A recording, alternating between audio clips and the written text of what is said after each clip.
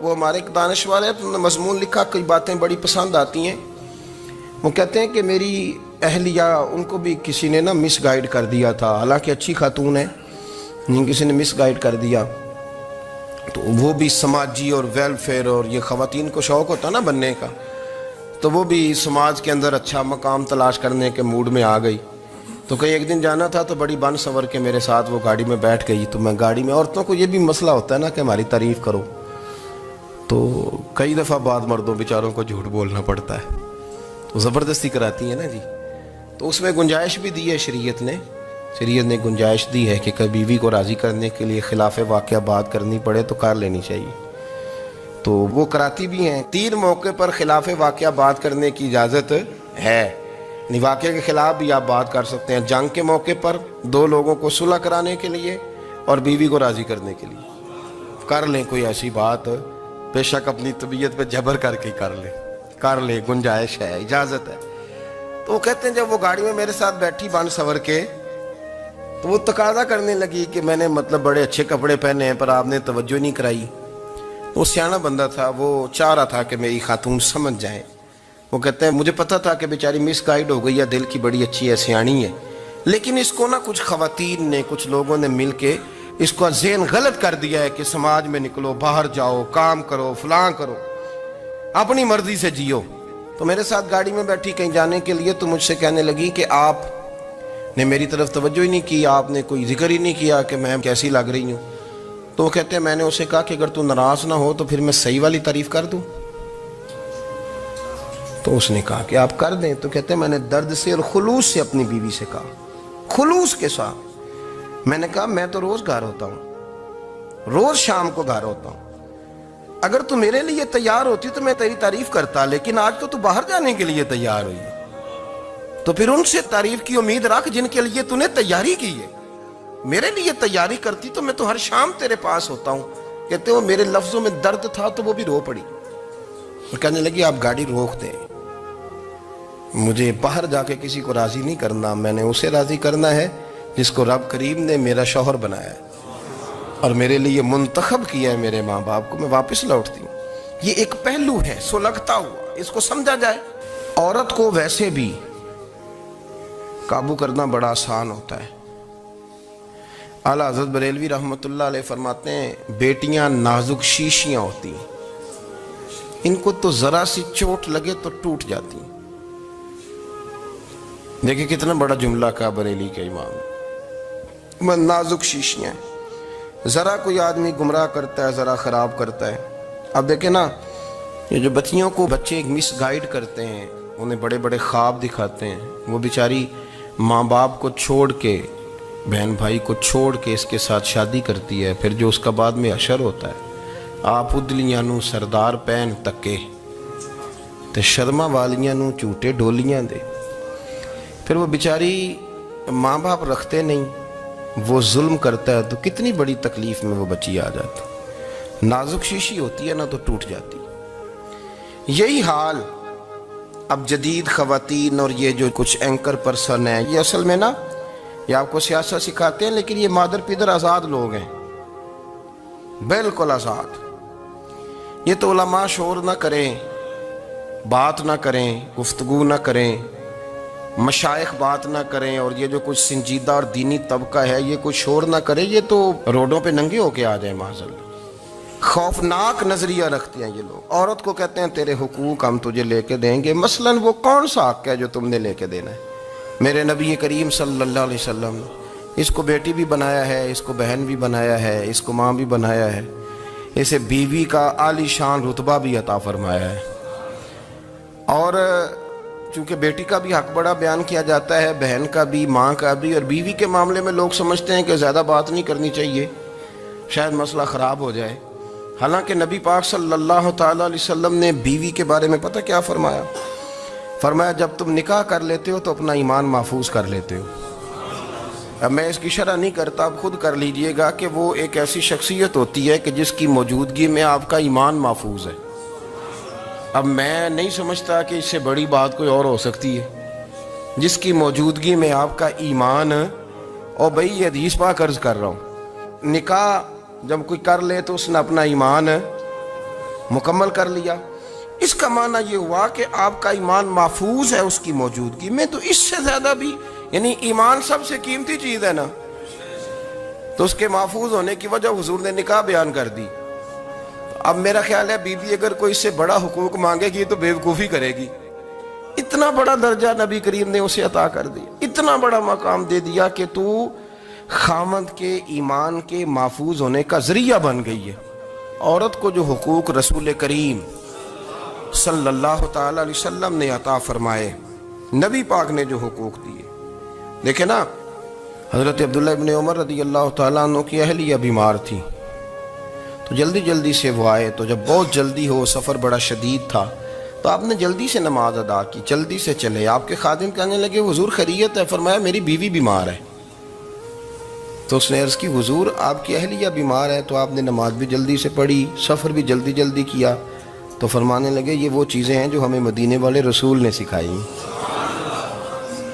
آپ اس کیفیات کو سمجھیں کہ حضور صلی اللہ علیہ وسلم نے درس دیا۔ اور پھر ایک اور بہت بڑی بات، یہ فضیلت کسی اور کو نہیں دی، جو عورت کو حضور نے فضیلت دی، یہ فضیلت کسی اور کو نہیں دی۔ کبھی حضور نے فرمایا کہ تمہارا ابا تمہارے ساتھ بہت سخت رویہ کرے تو تم نے اس کو اس سختی پر داد دینی ہے؟ فرمایا چلو اگر وہ زیادتی بھی کرے تو تم نے اس کے ساتھ سلوک اچھا ہی کرنا ہے۔ لیکن آپ ایک بات کو سمجھے نا کہ بچے کے بارے میں، بیٹے کے بارے میں، بیٹی کے بارے میں فرمایا 10 سال کے ہو کے نماز نہ پڑھیں تو سختی کرو، تمہارا ڈنڈا بھی لٹکنا چاہیے۔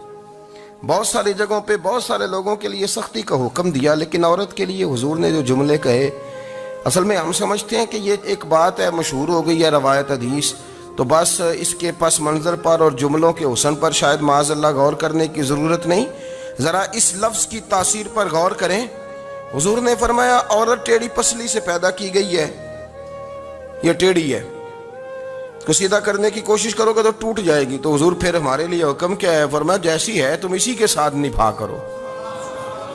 آپ سمجھیں کہ اتنا محفوظ حضور نے درجہ دے دیا بی بی کو، اتنا محفوظ کہ فرمایا غلطی بھی ہو تو میرے غلاموں تم اس کے ساتھ نبھا کرو، گزارا کر لو۔ کو کیا اور حق چاہیے عورت کو، جس کو اس کی غلطیوں سمیت نبی پاک نے قبول کرنے کا حکم دے دیا کہ اس کی کمزوریوں سمیت قبول کر لو۔ اب اس کو اور کیا، کوئی کمزوریوں سمیت قبول کرتا ہے؟ کبھی آپ دکان پہ بیٹھے ہو تو آپ کہیں بھی اس میں یہ بھی غلطی، میرے مال میں یہ بھی کمزوری ہے، یہ بھی کمزوری ہے، یہ بھی کمزوری ہے، تو کر لے قبول؟ کرتا ہے کوئی؟ کوئی شخص ایسا ہو جو کسی چیز کی کمزوریاں بیان کر کے کہ اسے قبول کرو؟ پر رسول کریم صلی اللہ تعالی علیہ وسلم نے نا ہمیں سبق دیا، حضور نے ہمیں درس دیا، نبی پاک نے ہمیں پیغام دیا۔ فرمایا یہ ٹیڑھی ہے، سیدھی کرنے کی کوشش کرو گے تو بیچاری ٹوٹ جائے گی، تو اس کے ساتھ نبھا کر جاؤ۔ آپ میری بات کو سمجھیے گا۔ چلیں میں اس پر ایک اور بخاری مسلم کی حدیث پڑھتا ہوں۔ حضرت سلمان فارسی رضی اللہ تعالیٰ عنہ اور حضرت ابو دردہ کے درمیان بھائی چارہ تھا۔ مکے سے مدینے جب لوگ آئے تو حضور نے بھائی بھائی بنایا تھا، ان کے درمیان بھائی چارہ تھا، تو ابھی پردے کی آیات نازل نہیں ہوئی تھیں، تو لوگ ایک دوسرے کی طرف جاتے تھے۔ حضرت سلمان فارسی رضی اللہ تعالیٰ عنہ حضرت ابو دردہ رضی اللہ تعالیٰ عنہ کے گھر میں تشریف لے گئے، تو دیکھا کہ ان کی بیوی بڑی غمگین بیٹھی ہیں۔ تو ہم نے فرمایا بہن کیا ہوا؟ تو کہنے لگی تمہارے بھائی کو دلچسپی کوئی نہیں رہی، ہر روز روزہ رکھ لیتا ہے اور ساری رات نفل پڑھتا ہے۔ حضرت سلمان فارسی کہنے لگے ٹھیک ہے کر لیتے ہیں بندوبست۔ نماز دین ہے کہ نہیں؟ دین ہے نا یہ چیزیں۔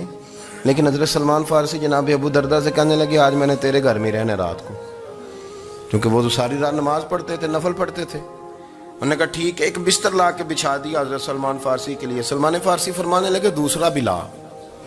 کہا وہ کیا کرنا ہے؟ فرمانے لگے تو نے بھی سونا ہے، میں نے بھی سونا ہے، تو نے بھی سونا ہے، عشاء پڑھیں گے اور پھر دونوں سوئیں گے۔ کہا میں نے تو نماز پڑھنی ہے۔ فرمایا تہجد کے وقت اٹھ کے پڑھیں گے، اللہ کے رسول بھی رات آخری حصے میں جا کے نماز پڑھتے ہیں۔ ادھر ساتھ سلا لیا، وہ تھوڑی کو دیر سوئے، اب عادت تھی ساری رات اٹھنے کی، ذرا اٹھنے لگے بستر سے تو حضرت سلمان فارسی فرمایا چپ کر کے سو جا، وہ بڑی رات پڑی ہوئی، چپ کر کے سو جا۔ وہ لیٹ گئے، پھر اٹھنے لگے تو فرمایا سو جا چپ کر کے، بڑا ٹائم ہے۔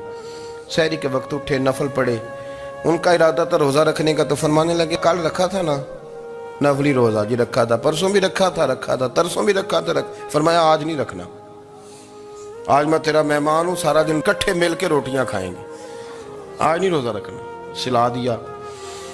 अब हजरत अबू दरदा रदी अल्लाह ताला अन्हु कह तो कुछ ना सके, पर कहने लगे सलमान तुम्हें पता है तुम क्या कर रहे हो, ना तुमने मुझे रात उठ के ज़्यादा नफल पढ़ने दिए, सवेरे रोज़ा नहीं रखने दिया। तो हजरत सलमान फारसी कहने लगे कोई लंबी बात तो नहीं ना, चलते हैं ना अभी फजर में मस्जिद नबी में, तो नबी पाक को बताते हैं सरकार दो आलम अलैहिस्सलाम की खिदमत में तो अपनी बात करना, मैं अपनी करूँगा, हुजूर नतीजे का ऐलान फरमा देंगे, बात तय हो जाएगी।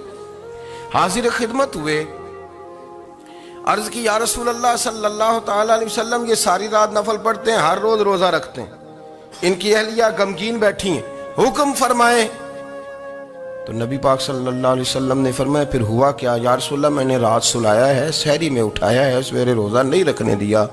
नबी पाक ने फरमाया सलमान फारसी ने ठीक किया, सलमान फारसी ने ठीक किया। फिर हुजूर ने फरमाया, नबी करीम ने फरमाया अबू दरदा तेरे ऊपर अगर अल्लाह का हक है, उसके रसूल का हक है, दीन का हक है, तो फरमाया तेरी आंख का भी तेरे ऊपर हक है, तेरे वजूद का भी तेरे ऊपर हक है। ये हुजूर ने फरमाया तेरे बच्चों का भी तेरे ऊपर हक है, तेरी बीवी का भी तेरे ऊपर हक। इस हक को भी समझे, हुकूकुल्लाह भी हैं, पर तेरी आंख का भी तेरे ऊपर। क्या माना कि तेरी आंख सोना चाहती है तो इसे सुला भी, तेरे वजूद का भी तेरे ऊपर हक है। तो तेरा वजूद आराम करना चाहता है तो इसे आराम भी करा। और फिर वहां नबी पाक सल्लल्लाहु अलैहि वसल्लम ने फरमाया मैं तुम सब, सुनना ये लफ्ज हदीस के, हुजूर ने उसी मौके पर फरमाया मैं तुम सबसे ज्यादा अपने रब को जानता हूँ और मैं तुम सबसे बढ़कर अपने रब से डरता हूँ। हुजूर फरमाने लगे मैं रोजा भी रखता हूँ, इफ्तार भी करता हूँ, यानी कभी रखता हूँ और कभी नहीं रखता। फरमाया मैं नफल भी पढ़ता हूँ और अपनी बीवियों को वक्त भी देता हूं। सरकार मस्जिद में भी आते थे, नवासों के साथ खेला भी करते, उनके साथ प्यार भी करते। तो इतने बड़े हुकूक हुजूर ने बयान फरमाए औरतों के कि तुम्हारी बीवी का भी तुम्हारे ऊपर। लो एक हदीस बुखारी की और यहां बयान कर देता हूं। एक शख्स ने आके अर्ज की या रसूल अल्लाह सल्लल्लाहु ताला अलैहि वसल्लम जिहाद के लिए तैयारी हो गई है, सफ़ें बन रही हैं, मुजाहिदीन की तैयारी है, तो मेरा भी नाम लिख दिया गया है मुजाहिदों की लिस्ट में, लेकिन या रसूल अल्लाह सल्लल्लाहु ताला अलैहि वसल्लम मेरी बीवी ने हज की तैयारी कर ली है और मेरे दोस्तों ने, सहाबा ने मेरा नाम मुजाहिदीन की लिस्ट में लिख दिया, तो मेरे लिए क्या हुक्म है? ये बुखारी मुस्लिम है।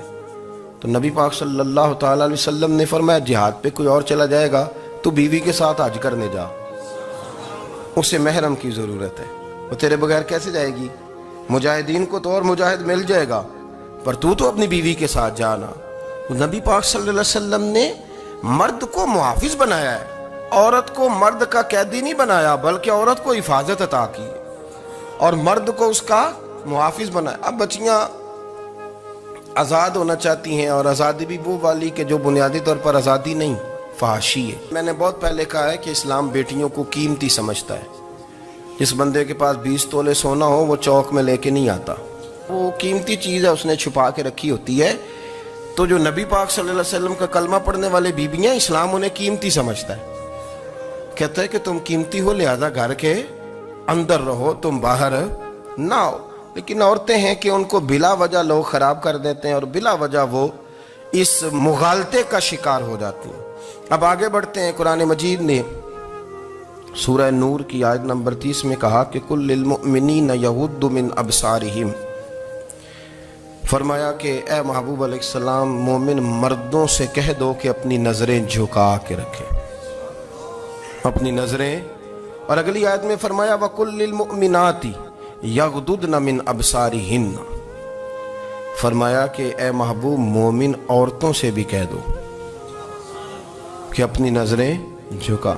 मर्द भी अपनी नजर झुका के रखेगा औरत की तरफ, लेकिन ये सारी पाबंदी सिर्फ मर्द पर नहीं, औरत भी गैर महरम का चेहरा नहीं देखेगी, उस पर भी उसी तरह नजर झुकाने का हुक्म है जिस तरह के वो हर दुकानदार को भाईजान कह के गुफ्तगू करने की उसको भी इजाजत नहीं है कि वो भी वो समझे कि पाबंदी तो मर्द ने करनी थी, मैंने थोड़ी करनी थी। वो जिसके पास जाए, जहां भी जाए, डॉक्टर के पास जाए, बाहर जाए, तो वो जिस तरह मर्जी उसका दिल चाहे वो बातचीत करे, इसकी औरत को भी इजाजत इस्लाम नहीं देता। بنیادی طور پہ اسلام شرم و حیا کا دین ہے، حیا کی بات کرتا ہے۔ حیا کی جب ہم تعریف کرتے ہیں تو حیا کی تعریف یہ ہے کہ کوئی کبھی چیز دیکھ کے نا تو آپ کی طبیعت میں کراہت محسوس ہو، آپ کوئی غلط جملہ منہ سے نکالتے ہوئے ذرا جھجکیں، آپ کوئی غلط بات کرتے ہوئے تھوڑا بوجھ محسوس کریں۔ ہمارے ہاں تیزی سے فروغ پایا ہے بے حیائی نے۔ سنگیوں کی محفلیں، یاروں کی محفلیں، اس میں غلیظ گفتگو ہوتی ہے الا ماشاء اللہ۔ جن دوستوں کو بڑی پاک صاف گفتگو کرنی چاہیے، دوستی کا رشتہ بڑا مقدس رشتہ ہے، جو یہاں ایک دوسرے سے پیار کریں گے جنت میں بھی اکٹھے داخل کیے جائیں گے۔ شرط یہ ہے کہ پیار اللہ رسول کی رضا کے لیے ہو، لیکن اس کے اندر اگر آپ کی گفتگو کچی ہو، کمزور ہو، فحاشی والی ہو، عریانی والی ہو، وہ ہمارے ہاں تو اب اس کو لوگ فیشن سمجھتے ہیں، اس کو مردانگی کی علامت سمجھتے ہیں کہ وہ جی ساری باتیں جی وہاں ہو گئی، اور جس کا جو جی چاہا اس نے کہا۔ آپ جب حیا کے دائرے میں ہوتے ہیں تو آپ خود بھی سکون محسوس کرتے ہیں۔ دیکھیں نا، آپ کو نیند سکون سے کہاں آتی ہے؟ جہاں کمرہ بند ہو، چاروں جانب دیوار ہے، اوپر چھت ہے، خالی دروازہ بھی کھلا ہوا ہونا تو جب بندہ سکون لینا چاہتا ہے تو کہتا ہے یار ذرا دروازہ ذرا بند کر دو۔ وہ اچھی طرح اپنے آپ کو چھپا لیتا ہے نا حیا کے پردے میں، تو اللہ اسے سکون عطا کرتا ہے۔ اور جو اس سے بھی زیادہ ٹھنڈی نیند میں جانا چاہتا ہے وہ کہتا ہے لائٹ بھی بند کر دو۔ اب وہ مکمل طور پہ سمجھتا ہے کہ میں چاروں جانب سے چھپ گیا ہوں، اگر میں کھل کے بھی سو جاؤں گا تو میرا چونکہ پردہ قائم ہے تو مجھے کوئی دشواری نہیں ہوگی۔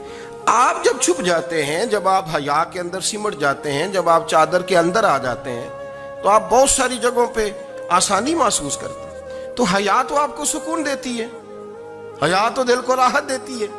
میں بڑی ذمہ داری سے بات عرض کرتا ہوں، قرآن مجید نے نا ایک مقام پہ مذاق کو، ایک مزاح ہوتا ہے خوش طبی، وہ نہیں، مذاق اڑانا،